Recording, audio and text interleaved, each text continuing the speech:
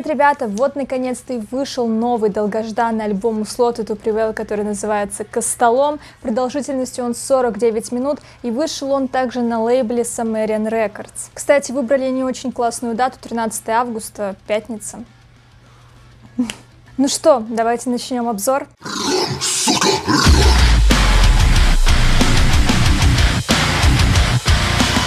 Заглавный трек, в честь которого назван альбом, начинается с отсчета и заканчивается он цифрой 666. Ну ничего, собственно, удивительного. И знаете, в этот момент я действительно почувствовала влияние Рамштайн.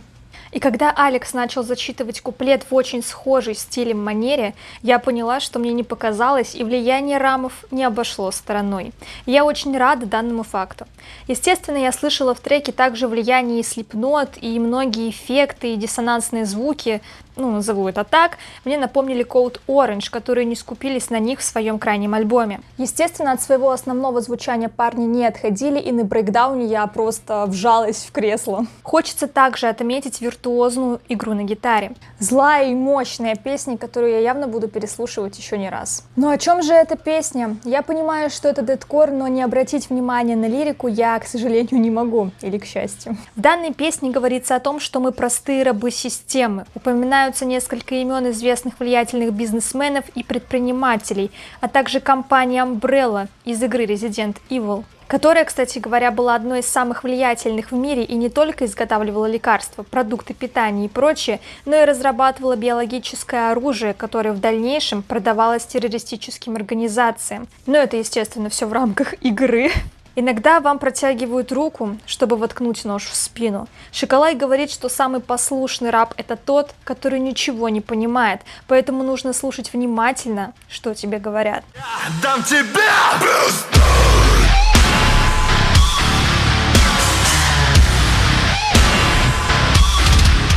Песня начинается с монолога Алекса, который коротко описал, как многие люди в маленьких городах относятся к неформально выглядящим людям. Мне нравится, что каждая песня отличается от предыдущей, но они при этом звучат гармонично и не выбиваются из общей атмосферы альбома. Иногда настолько простые ходы, как добавление ра-та-та и звуки падающего патрона, могут придать шарм песне. А барабаны только подчеркнут этот прием, потому что они всегда звучат у слотеров как бесконечные выстрелы. Брейкдаун. Один лучше другого. Ребята знают, на что делать упор, чтобы разорвать вам лицо. Вообще, эта песня — крик души Шоколая, как мне кажется. Он рассказывает о том, как к нему относились люди в его родном городе. Постоянное осуждение, что тебе носить, как выглядеть, что слушать. Он говорит, что прежде чем высказывать свое «нужное» в кавычках мнение, стоит вначале посмотреть на себя в зеркало. Зачастую люди, которые осуждают и показывают свою неприязнь, сами из себя ничего не представляют. Текст, конечно, максимально простой, немного кринжоватый, как будто бы поначалу кажется, но под смысл и основную подачу подходит. Вообще, эта песня мне прям очень зашла. Ребята, обозревать песни, которые я уже слышала и делала на них реакцию, я не буду, поэтому, если вам интересно, ссылочки на реакции будут в описании, там вы все сможете узнать.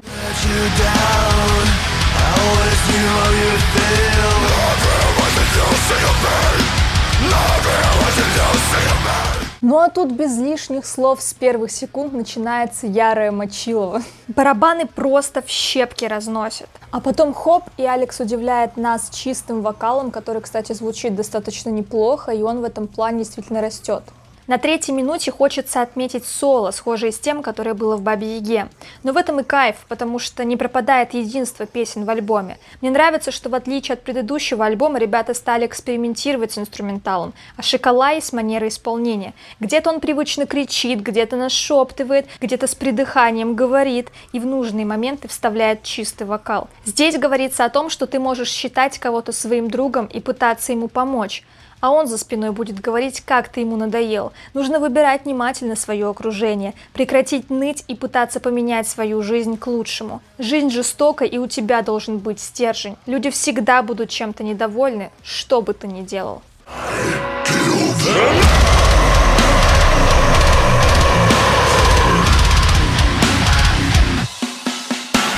Это очень необычный трек, я бы сказала так. Начало типичное для слотеров, для меня немножко в какой-то момент запахло блэком, но, возможно, мне показалось. Но вот когда начался припев, Я прям удивилась. Совмещение гроула с академическим вокалом звучит годно. Я не ожидала услышать красивый мелодичный бридж, который дает нам немного отдохнуть перед очередным жирным брейкдауном. Блин, как же все-таки красиво во всем альбоме выделяется гитара, и как она подчеркивает все тонкости и особенности песен. Парни постарались. Касаемо текста, я не поняла истинный смысл, похоже на какую-то исповедь человека, совершившего убийство. Напишите свое мнение в комментариях, может быть, вы осознали, о чем здесь поется. Ladies and gentlemen, you're listening to Alex the Turbo.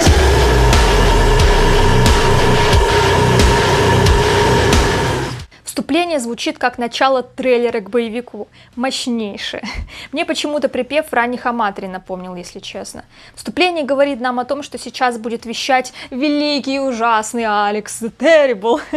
И дальше мы как будто слушаем его речь.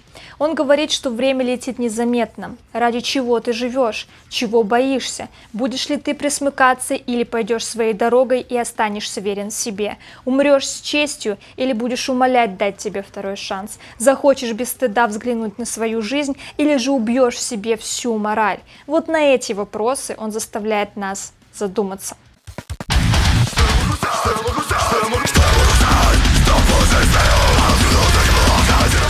Эта песня уже полностью в стиле их предыдущего альбома, как мне кажется, за исключением начала. Тут я услышала прямо четкие нотки Slipknot. Да что греха таить, они на протяжении всего альбома мне слышатся, и это неплохо, это очень даже хорошо. Песня называется «Уроборос», либо в честь альбома Скриптонита 2017 года, либо в честь древнего символа, свернувшегося в кольцо змея, или дракона, кусающего себя за хвост. Подозреваю, что второе. Этот символ имеет множество различных значений. Наиболее распространенная трактовка описывает его как репрезентацию вечности и бесконечности, в особенности циклической природы жизни, чередование созидания и разрушения, жизни и смерти, постоянного перерождения и гибели. Символ Уробороса имеет богатую историю использования в религии, магии, алхимии, мифологии и психологии. Одним из его аналогов является свастика. Оба этих древних символа означают движение космоса. Думаю, описание данного символа прекрасно показывает вообще смысл песни. Если бы не название, я бы так и не поняла, о чем она, если честно. Принесите мне голову Ивана на блюде.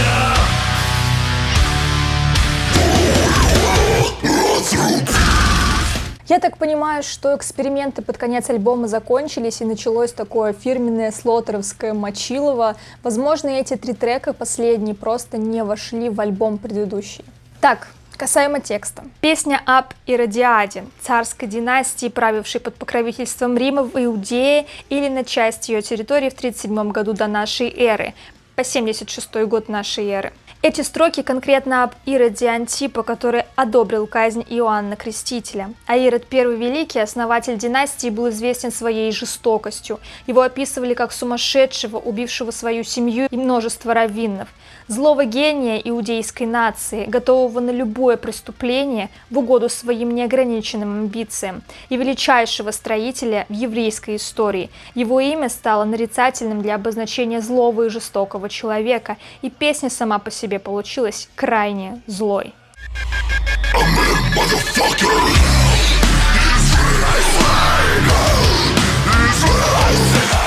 Вот тут в бридже прямо четко прослеживаются Slipknot. Вообще, на протяжении всего альбома ты зачастую ловишь себя на мысли, что «а вот там похож на Slipknot, а вот тут тоже». Это нормальная история, потому что Шкала не раз говорил, что вдохновлялся ими. Но вот это еще одна песня, которая остается для меня по смыслу загадкой. Я почему-то подумала, что это о человеке, который остается наедине с Богом и пытается получить ответы на свои вопросы. В этот момент он находится вне времени и пространства. Ну что ж, мы кратко прошлись по всем трекам, и теперь давайте сделаем какой-то вывод. В целом я могу сказать, что этот альбом явно претендует на лучший в 2021 году среди тяжелой музыки. Ну серьезно. Как мне кажется, его можно разделить на 2 части. Первые 9 треков и последующие 3. Почему? В первой части чувствуется новое свежее дыхание, где парни явно подались в эксперименты и пытались всячески разнообразить песни. А вторая больше на лад их предыдущего альбома, больше такого чистого мяса. И это прекрасно, потому что в данном случае они смогут угодить как и новоиспеченным фанатам, которые пришли после Демолишера, так и олдскульным, которые привыкли к чисто вот такому жирному и беспощадному дэткору. Мне кажется, тут нельзя выделить что-то одно, вокал или гитару или барабаны, потому что все ребята действительно постарались на славу. Мощный, брутальный и разносящий все и вся гроу, разнообразные вокальные приемчики, крутые рифы и прекрасные мелодичные соло, добавляющие акцент и делающие картину цельной барабаны. Кайф, да и только. Единственное, я бы над некоторыми текстами немножко поработала. Но я понимаю, что акцент здесь не на этом, поэтому особого внимания не обращаю. Ну что ж, я думаю, что это все, что я вам хотела сегодня сказать касаемо этого альбома. Напишите внизу в комментариях, понравился ли он вам и какие треки ваши любимые. А вот это вот лично мой топ. Спасибо большое за просмотр. Пока.